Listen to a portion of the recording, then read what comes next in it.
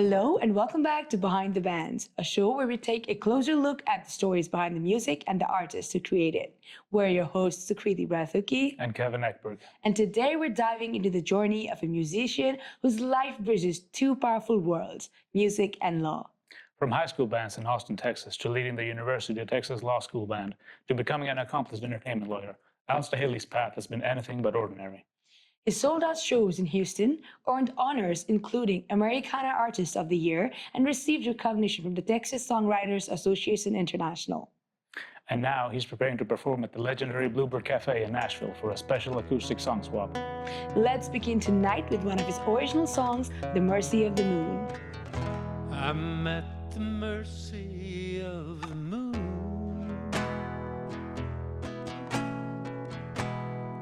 She can take me where she will.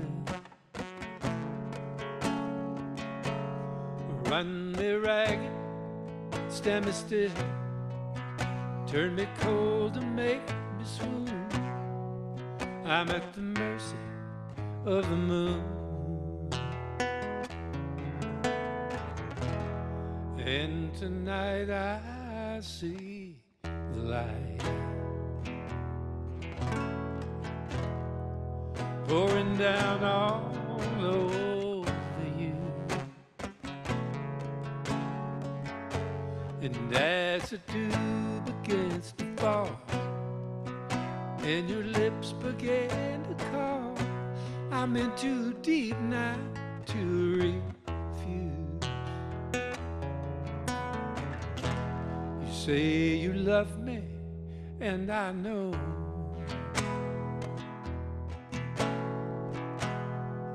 that tonight you really do. But tomorrow comes too soon, and you'll sing another tune, and you'll find somebody new. But tonight we're at the mercy of the moon. She can take us where she will. Run us ragged, stand us still, turn us cold to make us swoon. We're at the mercy of the moon.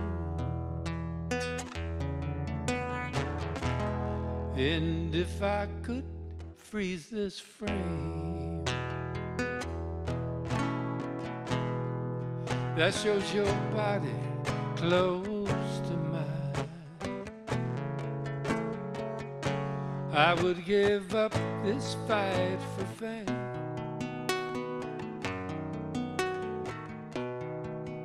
And forget that your last name is his instead of mine. I'm at the mercy of the moon. You're at the mercy of the moon. We're at the mercy of the moon.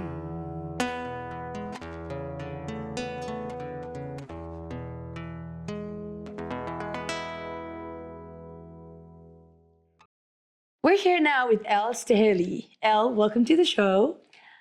Thank you so very much. Happy to be here. Yes, I'm so happy to see you here as well.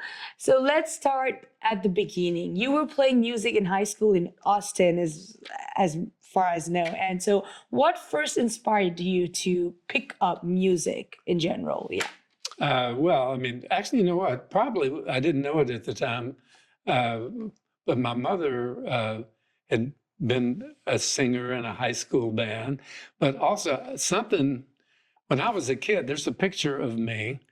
I was about 4 or 5 years old with a little ukulele playing a cowboy outfit, and my mother said, and I didn't know how to play it, but my mother said that I used to that I would make up little songs. I'd say, write this down for me. And I would love to see what I was thinking about when I was 4 or 5 years old, but none of that stuff was kept. But then I never really picked up a guitar or got into it until I was in about the 8th grade. So like, 13, 14. But maybe the seed was planted at a very early age. Yeah, and it passed on from your mom to you, like in your womb or something. Yeah, actually, you know what? My son is a very good musician and songwriter too. Yeah. So. Okay. You've said that if you didn't truly try music, you would have regretted it. And so what was that turning point like for you? What was like thinking about, yes, I need music or else I would regret it for life? Well, after, like I said, playing music all that time, and I just knew, I don't know when I knew it, but at least in law school, I knew it. I'm going to get out of law school. I'm going to take the bar exam, get a license. And now I'm going to give full-time being a musician and a songwriter, my full-time attention. And that's what I did for 10 years. I didn't practice any law until almost 10 years after I got out of law school. Well, I mean, that's great.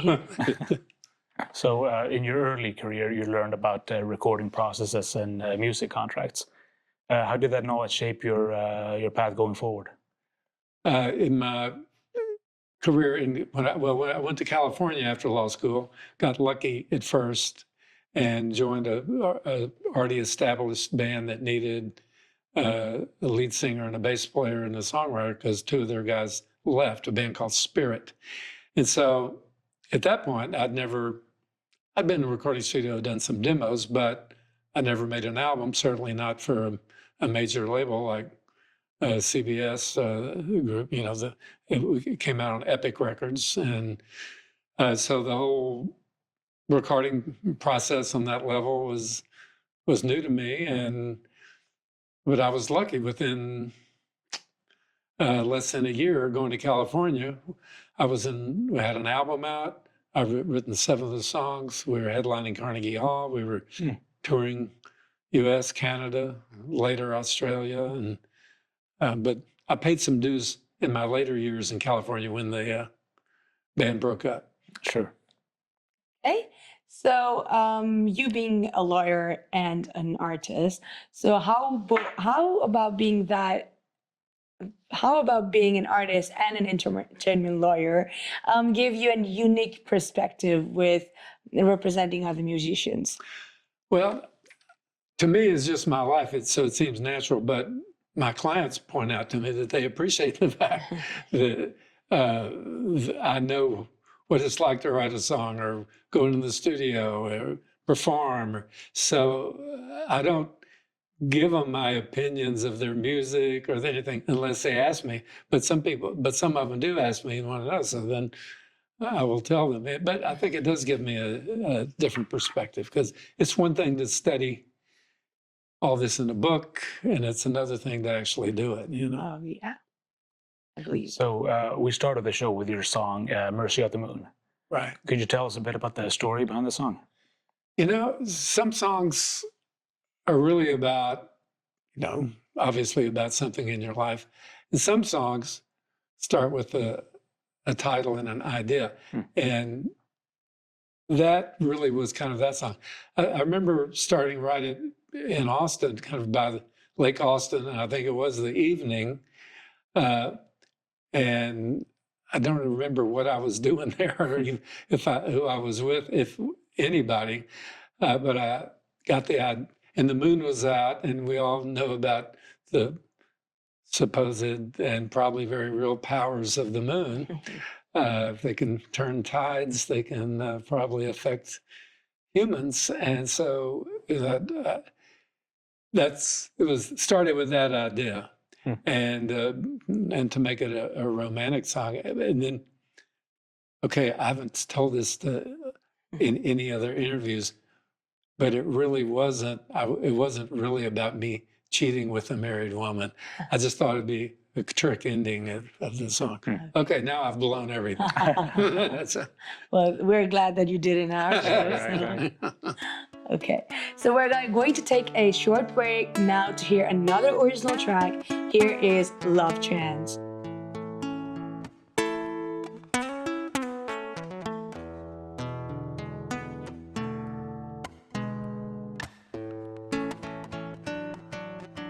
You always put me in a love trance.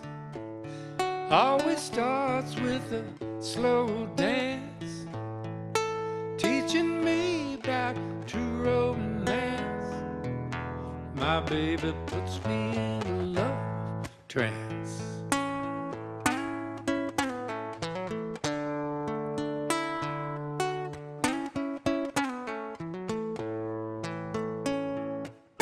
No toys, no tricks, no fancy lingerie. She keeps it simple when she comes to play. All she needs is some time away, time to put me in a love trance. She always puts me in a love trance. It always starts with a slow dance, teaching me about true romance. My baby puts me in a love trance.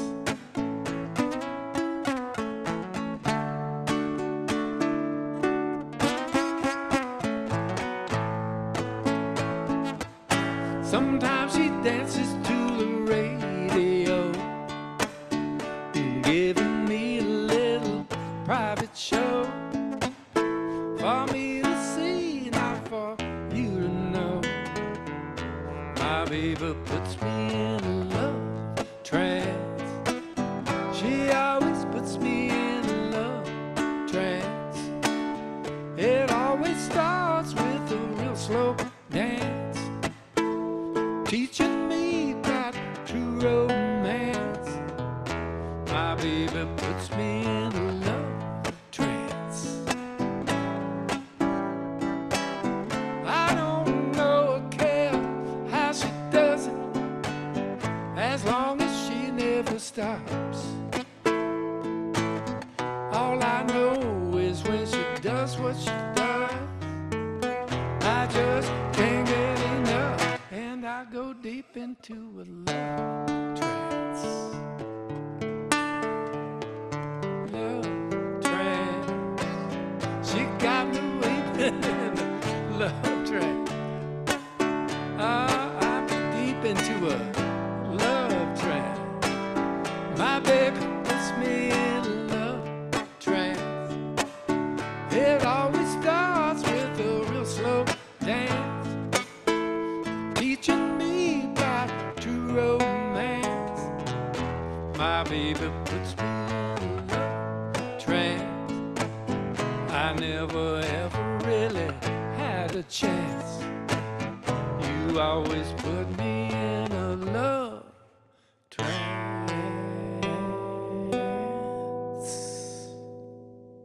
So you spent, I remember when we talked, you said that you spent years discovering yourself first, and that's like you decided to becoming a father later in life. And so how did that season of knowing yourself more and, influenced your songwriting?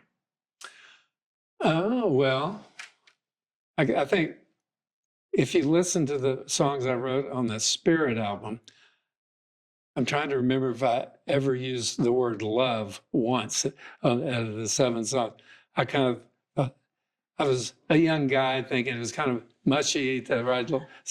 So later on, I kind of softened up, as you can tell from some of these songs, and has to do with maturation, has to do with, it's same with, like, also, I didn't think I necessarily wanted to have kids and I got in my early 30s and I noticed I'd be over some friend's house and they have a little kid and oh, well, this is kind of, this is kind of sweet.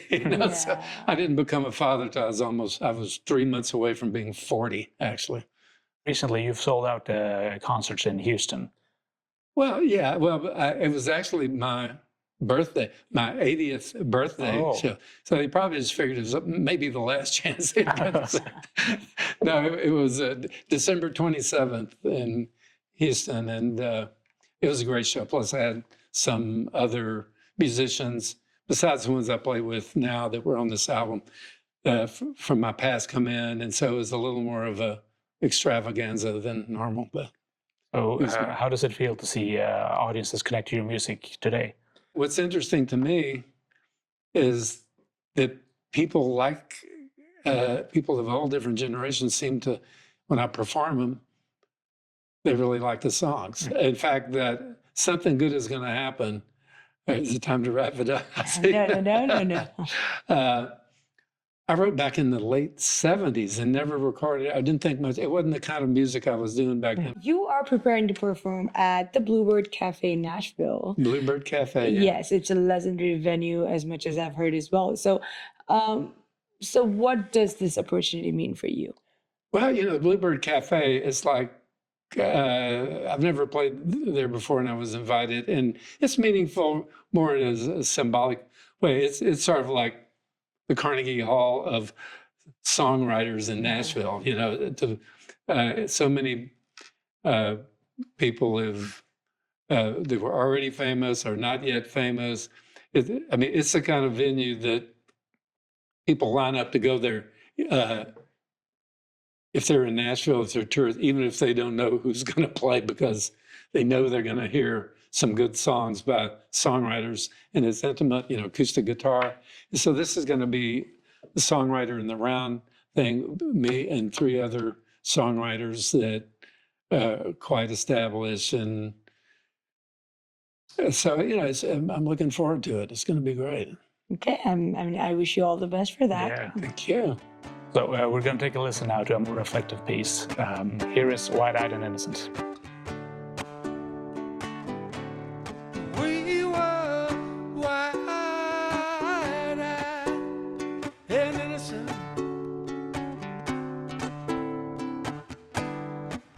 Ooh, we wanted too much too soon. We were wide-eyed and innocent. Oh, baby, in the soft pale light of the sweet summer moon.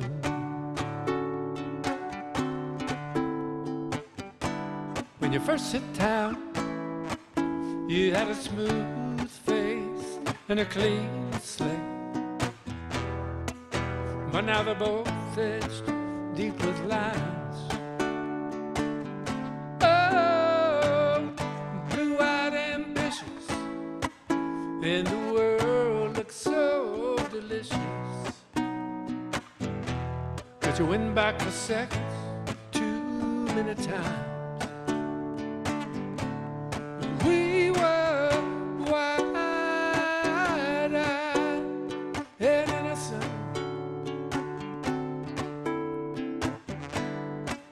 Oh, we wanted too much too soon. We were wide-eyed and innocent. Oh, baby, in the soft pale light of sweet summer moon. Oh, we fell in love in the soft pale light of sweet summer moon. We used to see jaded dreamers who had been stepped on one too many times.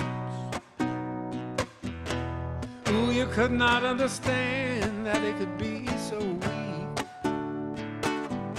Oh, but now your slip is showing and your soul is slipping down into the streets. And you smile so rusty, baby, I can almost hear it squeak. But we were wide-eyed and innocent. Lord knows we wanted too much too soon. We were wide-eyed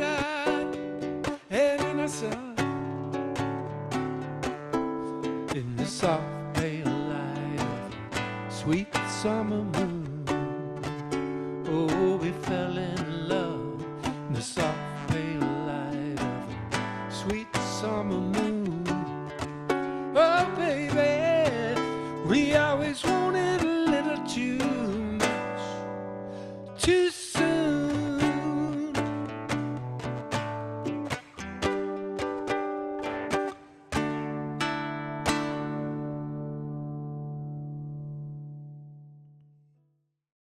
Well, the song we just heard was Wide Eyed and Innocent. Is the song about looking back at youth or a specific chapter of your life?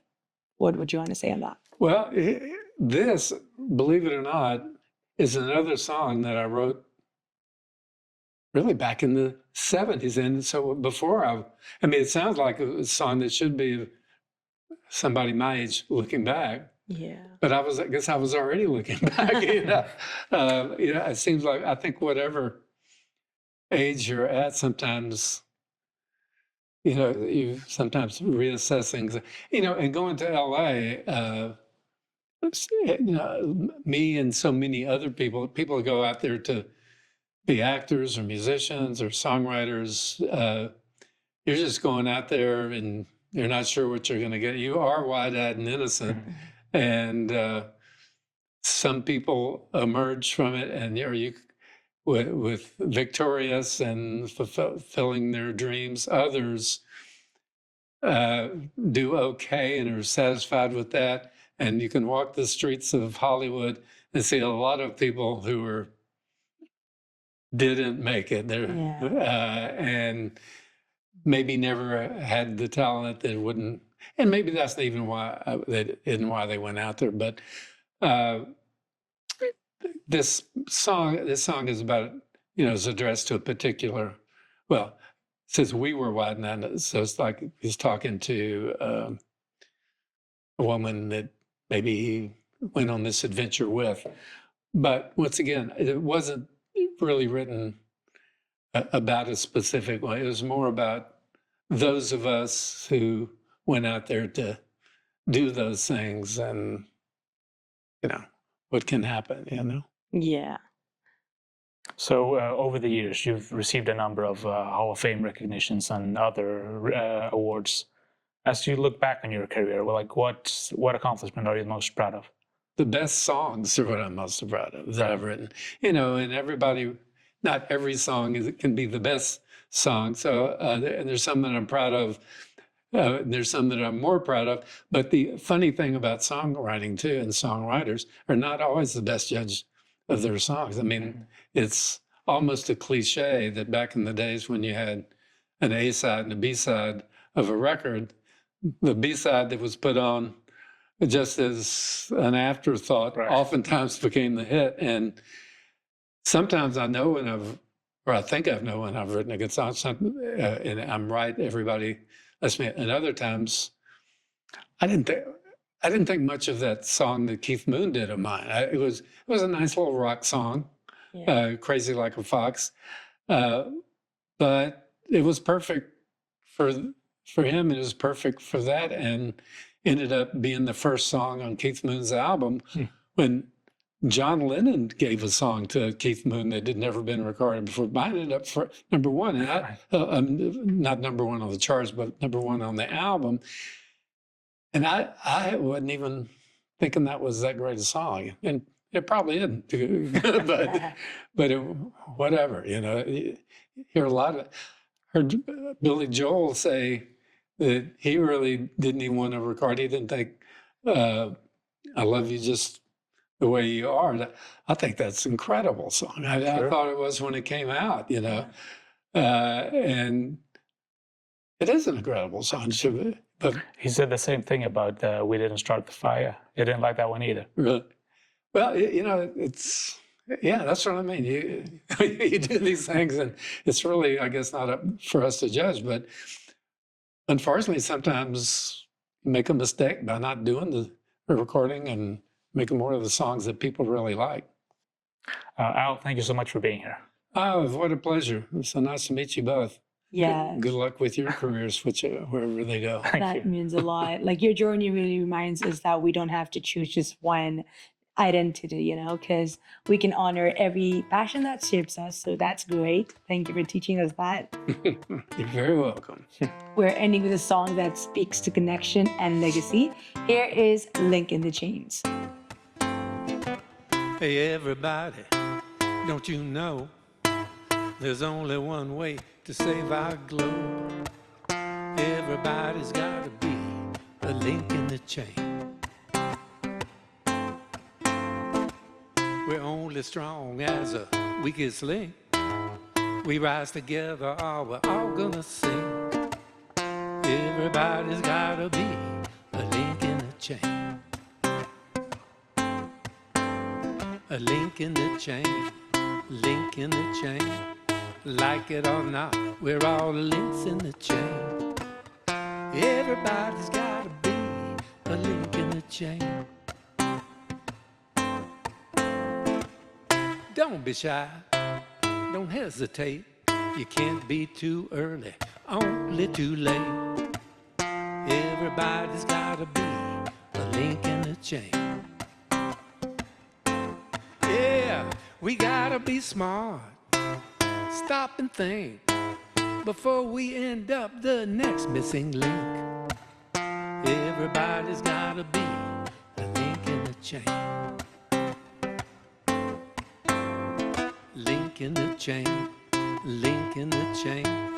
Like it or not, we're all links in the chain. Everybody's gotta be a link in the chain. The world's a stage, but it's our show.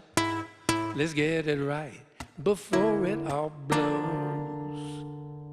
Everybody's gotta be a link in the chain.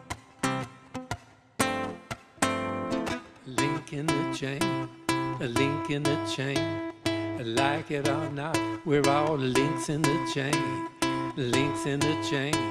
Like it or not, we're all links in the chain.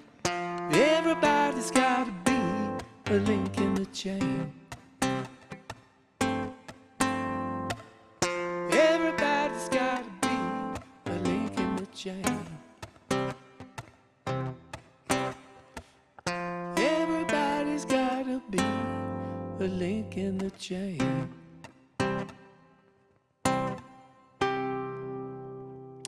Come on, everybody.